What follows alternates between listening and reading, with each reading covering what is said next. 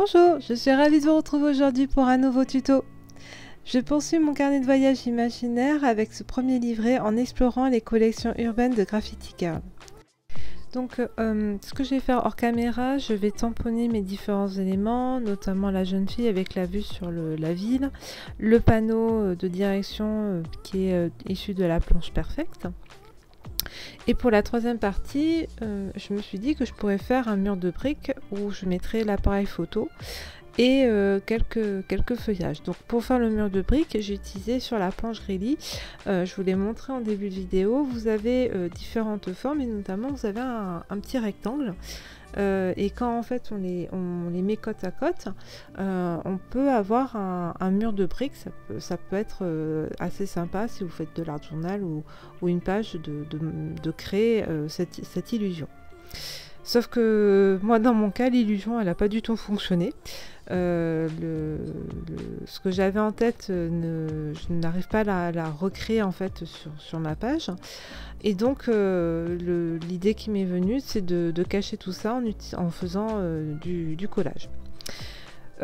Sauf que je voulais quand même quelque chose d'assez grunge. Je voulais pas coller un grand morceau de papier et puis essayer de trouver, de faire un peu, de rafistoler tout ce coin là.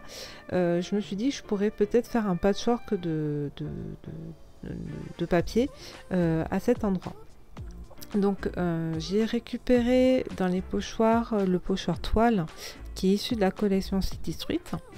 Et j'ai tracé au crayon papier sur cette troisième partie les grands espaces dans lesquels je pourrais mettre mes bouts de papier. Donc d'abord je dessine ça donc sur mon livret, puis après je découpe les différents papiers qui sont issus du bloc graffiti. Alors c'est soit des chutes de papier, soit c'était des morceaux entiers qui me restaient du bloc. Donc une fois que j'ai tout découpé et tout replacé en fonction de ce que j'avais en tête, en fait se pose la question de comment je vais cacher le fond, puisqu'en fait il y a quand même des espaces, hein, c'est une toile, donc vous avez quand même des espaces entre les morceaux de papier. Et donc mon idée première c'était d'utiliser mon encre Versafine. J'aurais utilisé une brosse et puis j'aurais foncé au maximum cette troisième partie. Sauf que, qu'est-ce que je suis en train de faire? Ah oui, j'étais en train de trouver le sens de mon bout de papier. Sauf que ça va pas du tout se faire. Là, on le voit, le résultat, il n'est pas au rendez-vous. Donc, ce que je me dis, je vais coller un morceau de papier noir. Et ensuite, je collerai par-dessus mes morceaux de papier. Donc, j'avais une chute de papier noir dans mes affaires. Donc, j'en colle bien tout le papier pour pas que ça rebique sur les côtés. Donc là j'utilise un pinceau pour bien étaler ma colle et puis donc je colle ça sur le tamponnage que j'avais fait. Donc une fois que ce bout de papier il est collé, donc je l'ai laissé sécher quand même quelques minutes sous un livre pour quand même que mon papier reste bien plat, puisque mine de rien le fait que j'ai mis autant de colle sur ce papier noir, ça peut faire gondoler le papier. Donc j'ai attendu quelques minutes et je l'ai mis sous presse pour que mon papier reste bien plat. Donc une fois que tout ça c'est bien sec, là je colle tous mes morceaux de papier pour recréer la toile qui est sur ce pochoir. Donc bon, je vous ai un peu passé ce passage, mais ce que j'ai fait, j'ai quand même voulu mettre mon appareil photo, donc je l'ai tamponné sur une feuille de papier blanche et que j'ai découpé. J'ai récupéré la petite poupette qui est issue de la collection Graffiti, qui est les die cut à découper de cette collection. Et pour les fleurs, donc j'ai pris les fleurs de la planche cocon. Alors je pense que ça doit être des fleurs de frangipanier. Et je voulais pas les mettre en couleur. Je me suis dit, pour faire un rappel de ce papier, je vais les tamponner sur ce papier là et je vais les découper et les coller. alors c'est comme ça que j'ai sauvé donc la troisième partie de ma double page. Je n'ai jamais fait de collage avant, donc je suis très contente du résultat que j'ai pu obtenir. On verra si j'en referai dans ce carnet. Je voulais à la base qu'il soit 100% aquarelle. Bon, en fin de compte, il aura du collage dedans. Alors je vais quand même coller des fois des éléments sur mes pages, c'est sûr, hein. Mais pourquoi pas faire une page 100% collage. C'est loin de me déplaire du coup. L'idée est loin de me déplaire, donc on verra bien. Donc je continue la mise en couleur de ma double page. Donc là cette fois-ci je repasse aux aquarelles. Donc j'utilise mes aquarelles Isaro. Donc vous le savez, c'est une palette qui est réduite. Elle est uniquement composée de couleurs primaires avec différents tons de rouge, de jaune et de bleu. Donc je travaille essentiellement le paysage urbain avec la jeune fille. J'avais commencé à mettre en couleur les panneaux de signalisation, sauf qu'en fait le résultat ne va pas me plaire du tout. Je sais pas, l'ambiance générale ne me plaisait pas. Et donc ce que je ferai, je pense que je vous en parlerai en fin de vidéo, ce que je vais faire, je vais tamponner en fait ce super tampon qui est grand en plus sur une feuille blanche, et en fait je vais le recoller par dessus tout simplement. Donc en fait on verra le fond qui aura été travaillé, mais la mise en couleur elle aura disparu. Donc j'en reviens du coup à ma scène urbaine. Donc pour la jeune fille, la colorisation de la peau, donc je l'ai faite avec du rose Isaro avec de l'ocre jaune. Alors, on me voit pas, mais en fait j'ai un bout de papier sur le côté où je fais mes tests de couleurs, et donc je travaille toujours en dégradé, c'est-à-dire je peins de la couleur la plus claire, et puis après je viens travailler les détails. Donc là sur la jeune fille, ce que j'ai surtout travaillé, ça va être le haut de son front et les oreilles, l'intérieur des oreilles, et dessous le menton, pour marquer en fait les zones d'ombre. Un petit peu au niveau des yeux, puisque si je n'avais pas travaillé au niveau des yeux, on aurait l'impression que le visage était tout plat. Le fait d'avoir foncé certaines parties, ça donne du volume au personnage. C'est aussi le cas de la chemise. Donc la chemise, c'est un mélange de deux jaunes, le jaune safran et le jaune citron de chez Isaro. Alors le jaune citron me permet de faire ma base, et puis après je rajoute le jaune safran pour foncer les détails. Pour apporter encore plus de volume au niveau des manches et au niveau du milieu de la chemise, là où c'est boutonné en fait, je vais rajouter une petite pointe de rouge juste pour foncer mon mélange. Ce qui me permettra de donner du volume à la chemise. Alors cette étape est un peu longue, je le dis souvent dans mes vidéos, je prends vraiment beaucoup de temps à le faire. Alors là la vidéo elle est en mode rapide bien entendu, mais pour la mise en couleur juste de cette première partie de cette double page, j'ai passé une bonne heure pour le faire, voire un peu plus. Ce que j'ai vraiment pris le temps de travailler l'ensemble des détails qui sont sur cette chemise, et en plus je le travaille dans l'humide. Alors j'essaie de travailler le plus rapidement dans l'humide parce qu'en plus on est en été, donc plutôt difficile de travailler à l'aquarelle, même si je scrape plutôt le soir. Il fait quand même chaud, donc ça se sèche assez rapidement. Puis je suis sur du papier cellulose, je suis pas sur du papier 100% coton. Donc dans mon cas ça sèche assez rapidement. Donc j'essaye de travailler assez rapidement dans l'humide, et j'hésite pas à accompagner les fusions. Par exemple, quand je fais la manche, je mets ma couleur la plus foncée, puis après je vais essuyer un peu mon pinceau, comme là je l'ai fait là, pour faciliter la fusion et aider la couleur à se répandre sur mon papier. Donc voilà, donc quand vous faites de l'aquarelle, n'hésitez pas à prendre beaucoup de temps pour travailler l'ensemble des détails. Là sur la jeune fille, la chemise, il y a beaucoup de détails, vous pouvez faire beaucoup de choses dessus.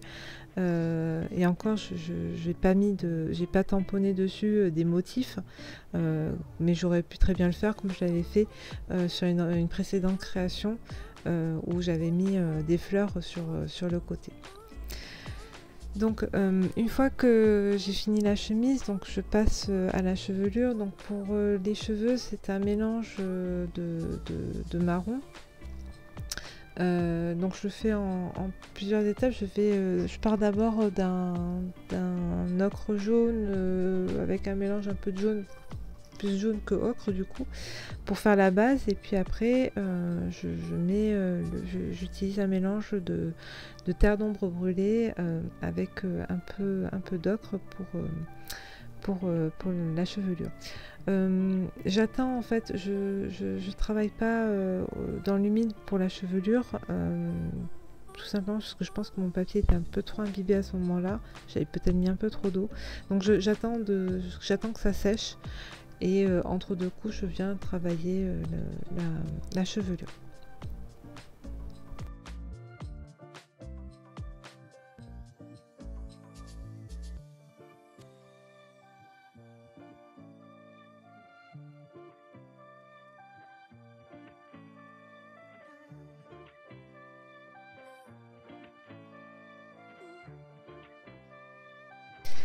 Alors pour la mise en couleur de la ville, donc je l'avais faite une fois l'année dernière, oui je pense l'année dernière. J'avais montré comment je mettais en couleur cette vue, et j'avais utilisé une palette de Prima Marketing avec un mélange de bleu, violet, gris. L'idée étant de faire plutôt une ville qui se réveille au petit matin. Là, on est plutôt en plein jour, donc je vais utiliser plutôt des couleurs gris bleuté, brunes, pour apporter un peu de chaleur. Donc pour obtenir le gris, donc j'ai utilisé le bleu de Prusse et le rouge vermillon. En fonction du dosage que vous allez mettre entre le bleu et le rouge, vous allez obtenir un gris qui peut être un gris plutôt bleuté comme un gris un peu plus rougeâtre. Tout dépend du dosage entre ces deux couleurs. Mais ça me permet de faire des contrastes intéressants sur les différents buildings, et puis aussi en fonction de où ils sont, s'ils sont en arrière-plan ou s'ils sont au premier ou au second plan. Donc voilà, donc je vais utiliser donc ces différentes teintes de gris. Je vais aussi utiliser des teintes de brun pour réchauffer en fait toute cette ambiance. Sinon ça va faire quelque chose d'assez froid, et ce que je ne veux pas avoir justement. Et puis quelques taches de vert, puisqu'en fait sur le dessin on peut imaginer qu'il y a des arbres qui sont devant. J'ai imaginé que cette ville était au bord de la mer, donc j'ai fait des reflets sur la partie basse de la ville, donc plutôt en utilisant un peu plus de bleu. Et puis je travaille le fond. Et donc pour le fond, je vais utiliser un bleu céruléum qui est... j'ai l'impression qu'il granule. Je pense que ça doit être une couleur granuleuse. Celles qui savent, je serais très contente d'avoir votre avis. Ce qui en fait va donner de la texture à mon fond de page. Donc je ne vais pas hésiter à bien diluer ce bleu pour bien l'étendre sur toute ma page, autour aussi de la jeune fille. Et puis je vais le mélanger avec un autre bleu, donc c'est le bleu un bleu cobalt, je pense. Oui, je pense que je prends le bleu cobalt sur ma palette pour foncer quelques parties de mon paysage.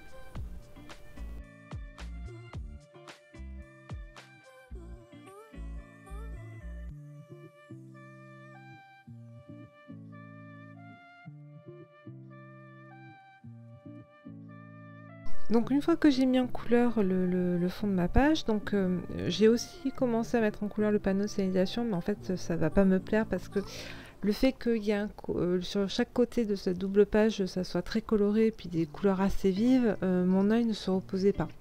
Donc je me suis dit, la ville ne suffit pas à avoir cette teinte claire, il faut aussi que le panneau de signalisation soit entièrement blanc. Donc je l'ai tamponné sur une feuille blanche et puis je vais le coller une fois que j'aurai texturé le fond. Donc pour texturer le fond, j'ai utilisé le Pochoir Soleil et la Distress Ink Salty Ocean pour apporter un peu de contraste. Et puis ce que je vais faire, c'est que je vais donc là je tamponne le titre qui est Perfect Day et je vais continuer à texturer le fond en utilisant cette fois-ci du masking tape. Alors là c'est le masking tape grillage. J'ai déchiré des morceaux et je les colle en fait un peu partout sur ma page. C'est une technique que j'utilise souvent parce que ça permet de travailler un fond assez rapidement. Et c'est aussi une bonne manière d'utiliser ces masking tape.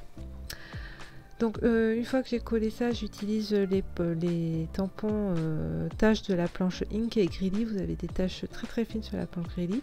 Donc je les mets au niveau du panneau de signalisation. Donc là j'utilise le cache pour quand même que je puisse mettre mes taches, ce qui apportera en fait de la profondeur une fois que j'aurai collé le tampon blanc par-dessus. Et puis ce que je vais faire, je vais vous montrer après, j'ai collé donc une petite étiquette que j'ai tamponnée sur du papier craft. Voilà, et puis j'ai travaillé aussi la dernière page de ce livret. Je voulais finir en fait ce livret, donc j'ai travaillé la dernière page avec la planche de tampon Dream, cette magnifique jeune fille avec le XOXO. Je la trouve vraiment super. J'ai mis quelques masking tape sur le côté et quelques tampons de la planche graphisme. Voilà, j'espère que cette création vous aura plu. N'hésitez pas à partager les vôtres sur le groupe GG Addict sur Facebook. Et moi, je vous dis à très vite pour une nouvelle création. À bientôt!